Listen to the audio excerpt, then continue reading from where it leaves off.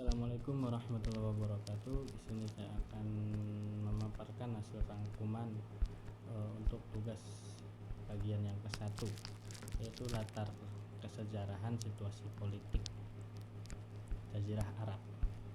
Jazirah Arab terletak sangat terisolasi baik dari sisi daratan maupun lautan.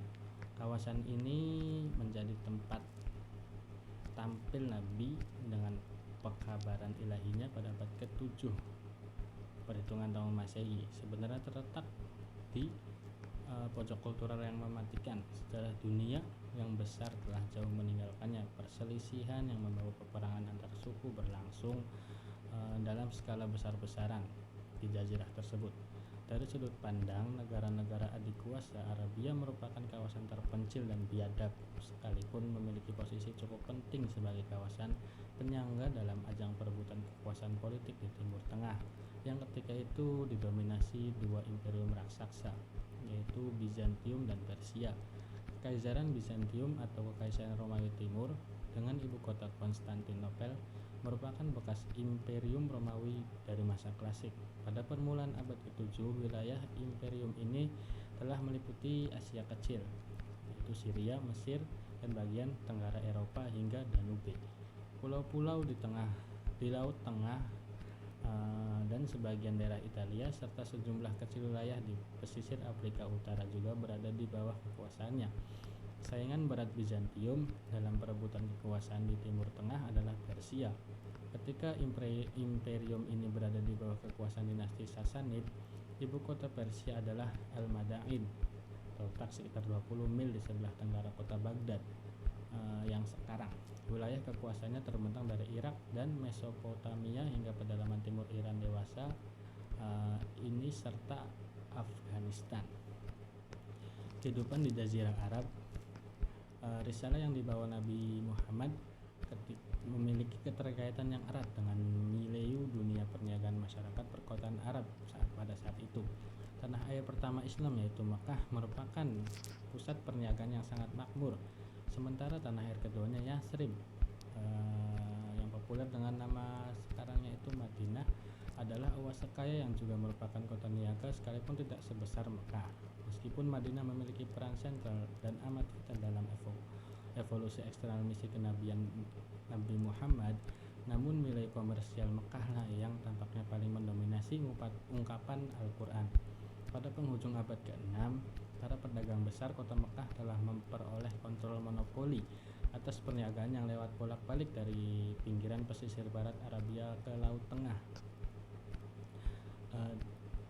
Dagang yang biasanya pergi ke selatan di musim dingin dan ke utara pada musim panas.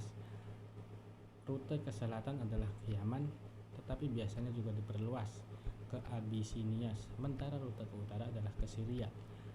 Di tangan kananlah dagang ini, orang-orang Mekah mempertaruhkan eksistensinya yang asasi. Di lembah kota Mekah yang tandus, pertanian merupakan peternakan adalah impian di siang bolong. Kota ini sangat bergantung pada impor bahan makanan. Karena itu kehidupan ekonominya yang khas adalah di bidang perniagaan dan kemungkinan besar hanya bersifat moneter, perdagangan dan urusan-urusan finansial yang bertalian dengannya menjanjikan satu-satunya penghasilan bagi penduduk kota Mekah. Bahkan secara ekonomis hampir setiap orang menaruh minat yang besar pada dagang. Suatu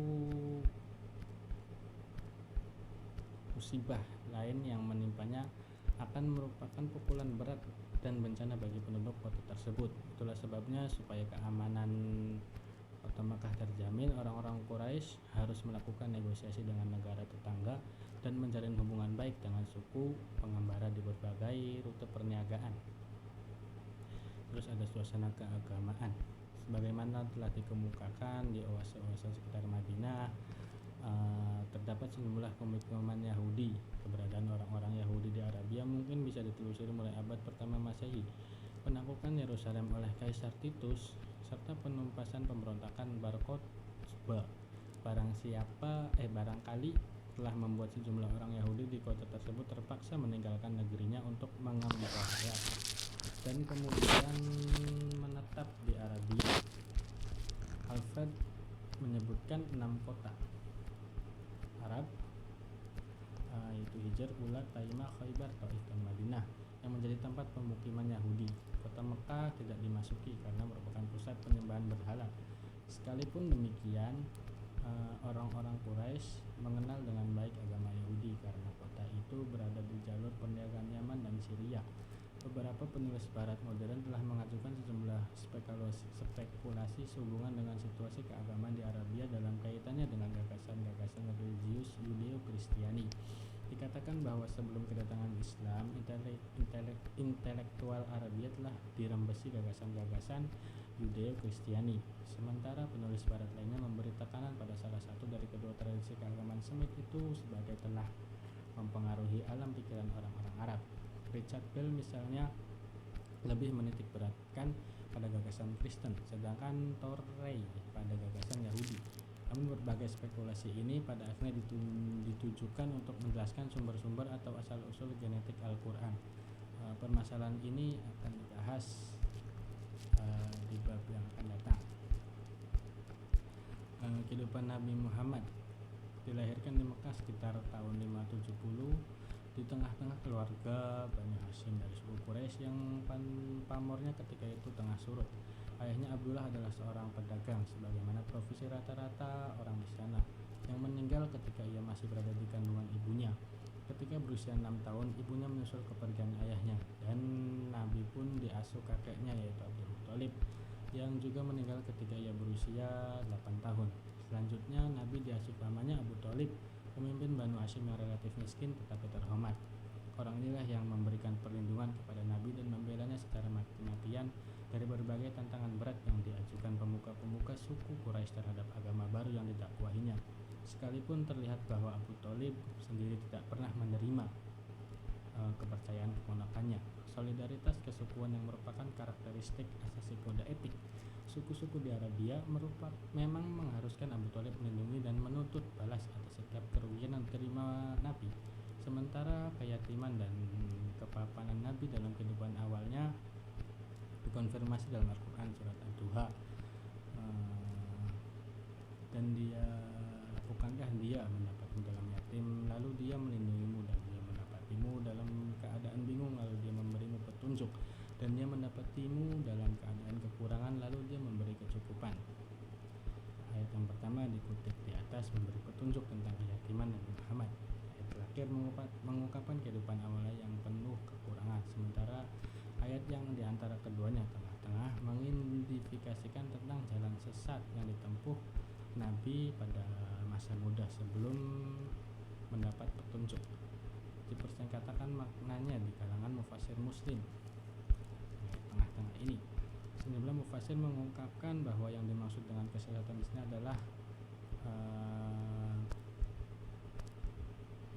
kekeliruan berdasarkan beberapa riwayat yang mengungkapkan bahwa Muhammad berada dalam urusan kaumnya kekeliruan hingga 40 tahun. Sementara mufassir lain menekankan doktrin maksum, yakni pada Nabi terpelihara dari dosa besar maupun dosa kecil, baik sebelum maupun sesudah pengangkatannya sebagai Nabi.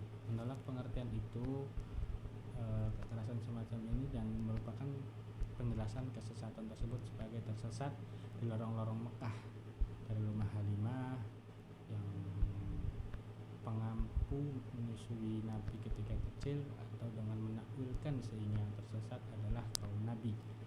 Di sini ada asal usul Al-Quran.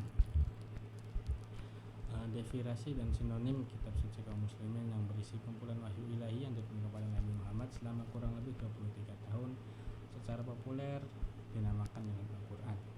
Sebagai besar sarjana muslim memandang nama tersebut secara sederhana merupakan dari kata benda qoro'a, artinya membaca. Dengan demikian Al-Quran bermakna bacaan atau yang dibaca.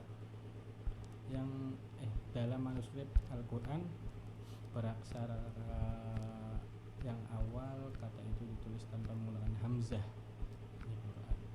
Dan hal ini telah menyebabkan sejumlah kecil sarjana muslim memandang bahwa itu diturunkan dari akar kata korona, yang artinya menggabungkan sesuatu dengan sesuatu yang lain atau mengumpulkan. Penghilangan hamzah ini merupakan suatu karakteristik dialek Mekah dan karakteristik tulisan Al-Quran dalam aksara yang awal. Di samping itu, sebagaimana akan ditunjukkan di bawah tentang sumber-sumber Al-Quran, kaum muslimin pada umumnya meyakini bahwa Al-Quran bersumber dari Allah, dan Al-Quran sendiri ditunjukkan untuk mengkonfirmasi keyakinan tentang sumber ilahiyah. Wahyu-wahyu yang diterima Nabi Muhammad merupakan keyakinan standar dalam sistem teologi Islam. Tanpa keyakinan semacam itu, tidak seorang pun yang dapat mengklaim dirinya sebagai muslim, bahkan dalam suatu pengertian nominal. Tetapi keyakinan tersebut telah mendapat tantangan serius ketika diproklamasikan pertama kali Al-Quran dan berlanjut hingga dewasa di kalangan tertentu pengamat Islam dan Muslim. Pengakuan Nabi bahwa ia merupakan penerima wahyu dari Tuhan semesta alam untuk disampaikan kepada seluruh umat manusia mendapat tantangan keras dari orang Arab. Al-Quran sendiri tidak menyembunyikan adanya oposisi yang serius terhadap Nabi, tetapi justru merekam catatan peristiwa tersebut tanpa memutarbalikkan pandangan negatif pada oposan kontemporer Nabi mengenai asal-usul genetik atau sumber wahyu yang diterimanya, termasuk ejekan dan celaan. Berikut bantahan terhadap miskonsepsi mereka, yaitu dalam Al-Quran surat At-Tur ayat 9 dan surat Al-Haqqah ayat 42, yang penentang Nabi memandang sebagai tukang tenung dan wahyu-wahyu disampaikan sebagai perkataan tukang.